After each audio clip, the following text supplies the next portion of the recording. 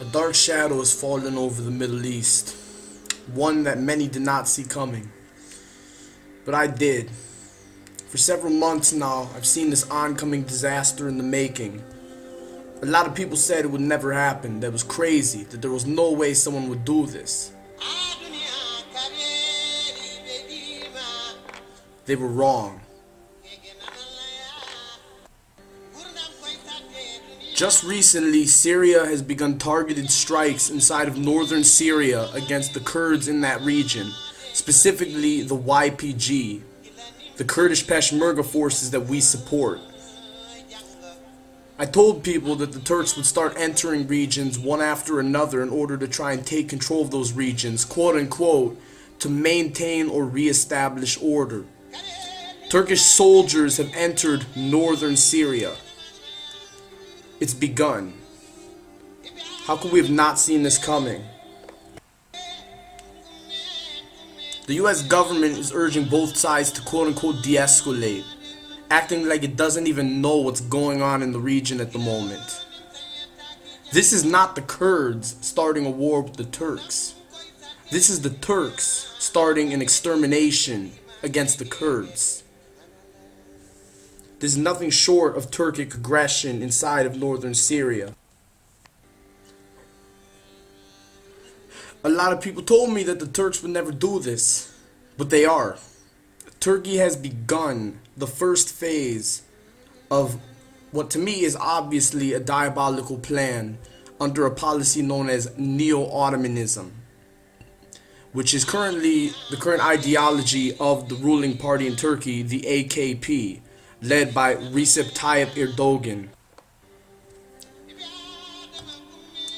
Today I will be focusing on how this came to be and the reasons behind it, and why the Middle East and the United States too need to be on edge due to this recent conflict. On August 14th of 2001, the AKP, known as the Justice and Development Party, was founded inside of Turkey by more right-wing conservative parts of the political establishment within the country. It was led by a tripartite of leaders, such as Binali Yildirim, who was the parliamentary leader of the party. Its founder was Abdullah Gül, but the top of the tripartite was Recep Tayyip Erdogan. Erdogan's party planned to reform Turkey and to return it to days that were long gone in a process known as Neo-Ottomanism. This began in 2002 as the party began to win elections inside of much of the conservative side of Turkey over on the Eastern Front. Erdogan's AKP became a majority of the parliament inside of Turkey by 2002, and for 13 years made up the majority of parliamentary seats, losing that in 2015 before a sudden snap election mysteriously put them back in charge of a majority of parliament. Erdogan became Prime Minister of Turkey in 2003.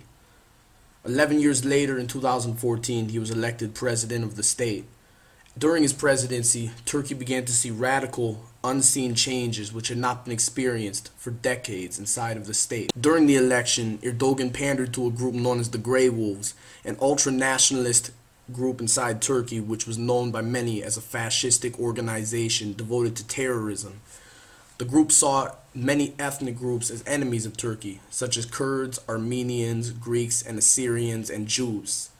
The Grey Wolves sought to bring back all of the lands under Ottoman rule under the rule of Turkey once again, as well as adding much of Central Asia, which is full of Turkic populations, to this new empire under Erdogan. By pandering to the Grey Wolves, which had a history of terrorism and violence toward political protesters, leftists, and ethnic groups that were minorities in Turkey, Erdogan was able to win by going over the top, winning a majority of votes inside the Turkish state. From there on out, things began to deteriorate inside of the country of Turkey. Erdogan began the presidency with the construction of a new presidential palace that he would live in on the Ataturk Conservatory Farm inside of Anatolia.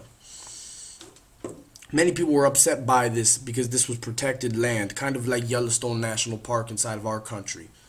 A lot of people also were upset because it reeked of imperialism and of possible delusions of grandeur for a past long gone. Later on in 2014, many Turks inside of the south of the state began protesting against the government Rumors spread that the government of Turkey was helping the Islamic State of Iraq in the Levant, which was killing off Turks throughout northern Iraq. Kurds demanded an end to the Erdogan presidency and a return to a more democratic, less right-wing authoritarian establishment. Instead of listening to the protesters, Erdogan's government cracked down brutally on them, killing 42 protesters and injuring 70. The protesters were run off the street as well by right-wing militants and thugs that were controlled by Erdogan. Through these tactics of intimidation and fear, Erdogan began to quash any resistance to his plans. This would not be the last of Erdogan's triumph of trying to trample freedom of speech and freedom of assembly inside of the Turkic state. Erdogan's government also shut down any papers that were hostile or critical of the current president of Turkey. The latest one being Zaman inside of March of 2016. The United States government quickly criticized and condemned the government of Turkey for what was considered a breach of democratic values. And it was claimed that democratic values and thoughts could not flourish inside of Erdogan's Turkey. Then inside of July of 2016, trouble began. A coup d'etat was formed inside of Turkey in an attempt to overthrow President Erdogan. Fighter jets flew over the capital and tanks entered in an attempt to run out the president and his administration. This had happened before in Turkish history any time that a president had gotten unconstitutional illegal powers. The thing that was disturbing though was the response to the coup d'etat. Hundreds of supporters of the AKP and the Grey Wolves stormed the streets of Ankara and Istanbul and clashed inside of deadly violence with troops who were attempting to overthrow the government of Turkey. And the sad thing is that most of the military did not deflect to the side of the rebels, but instead stayed loyal to Erdogan. The coup d'etat in the end would fail, and many of those involved with it would be sent to prison or executed by the Erdogan government. After the deadly events of the coup d'etat, it was wondered by some if the whole thing had been orchestrated specifically by Erdogan to take even more unconstitutional dictatorial powers inside of the state, claiming that was necessary in order to establish balance and order within the country of Turkey. After the attempted coup, Erdogan declared a state of emergency that was originally supposed to last only 3 months. However, the state of emergency continued on for a very long period of time, and eventually evolved into what was known as the Turkish Purge. In August of that year, Erdogan's forces began rounding up tens of thousands of journalists and civilians who published pieces critical of the government and its structure. Currently, more journalists and civilians have been detained for speaking out against the Erdogan administration than even in North Korea, journalists who spoke out against Kim Jong-un. This is considered startling. No other country on earth has detained as many journalists because of these political reasons as Turkey has currently. In April of 2017, Erdogan passed legislation that made it illegal for the legislative branch to investigate his executive branch for any breaches of any constitutional powers. Following this, Wikipedia was blocked by the government inside of Turkey for forever, basically. A third incident in 2017 was Erdogan's transition of the state of Turkey from a parliamentary system to a presidential system, further strengthening and consolidating power around his executive branch. From then on, the executive branch would be considered separate and above the legislative branch and immune to any of its questions or concerns. In June of 2017, Erdogan ended the teaching of evolution in Turkish schools, stating that it was debatable and it may be too complicated for students to understand. The teaching of evolution was replaced by a teaching of the history of Islamic jihad inside of public school textbooks within the state of Turkey. This was considered by many to be further deterioration of the secular system and the democratic system of that state. Many people wondered by this point if there could be any salvaging of Turkey's secular democratic nature after. And now here we stand inside the current situation. In dealing with the Kurds, Erdogan has followed a path of complete and utter destruction.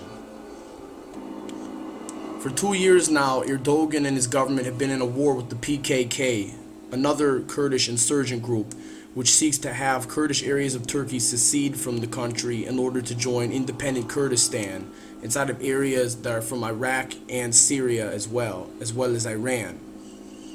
Erdogan has responded by shelling areas not just within Turkey, but also within Iraq and Syria, killing thousands of innocent people.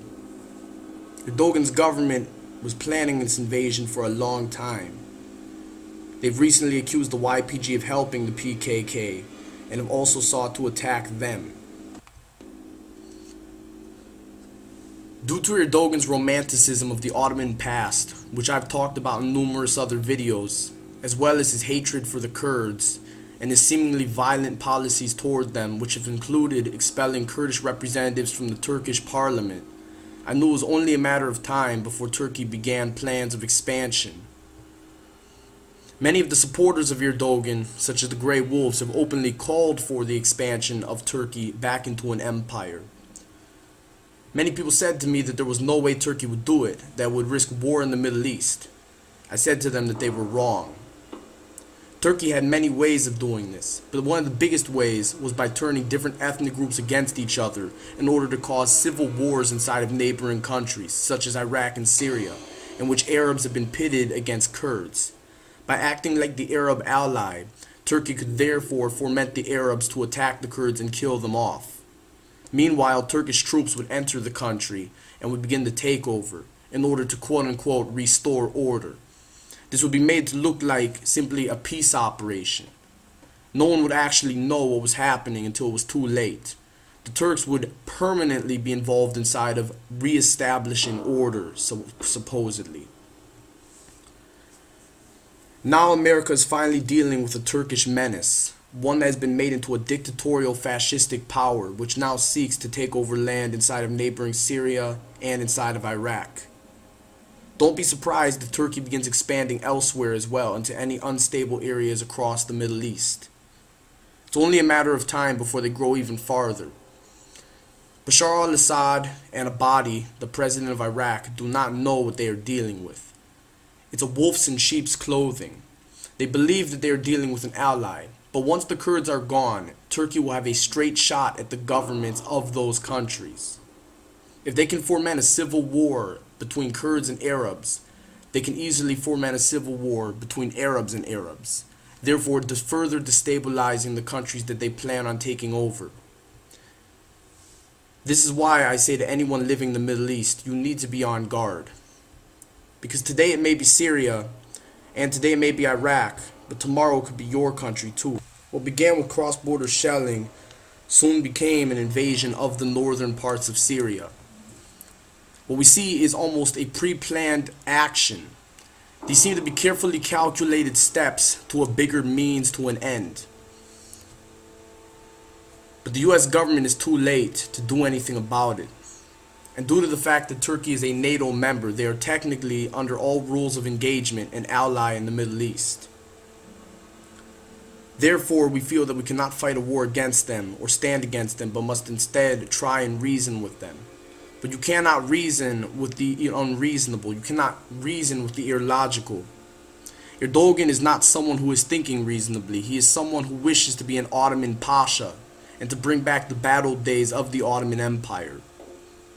Just remember, if they could kill off the Armenians, and if they could kill off the Greeks, and if they could kill off the Assyrians, the Kurds could be the next target. This could be the beginning of a genocide, and it could be the beginning of the end for any independence or sovereignty of Syria and Iraq. The days ahead will prove what exactly the Turks are planning, but whatever it is sure damn sinister. Thanks for checking out my video today. If you liked the video and you liked the content, I would urge you to like, comment, and subscribe. I would also urge you to check out fellow channels that I know, such as Josh Gordon and Faith. As you know, I've been busy recently with a lot of stuff in life, such as school and work, but I will try and upload more videos inside of the next month. Hopefully I can have a video out every week. I can't plan or promise anything yet, but I will try my best to be more active on YouTube. So that's really about it.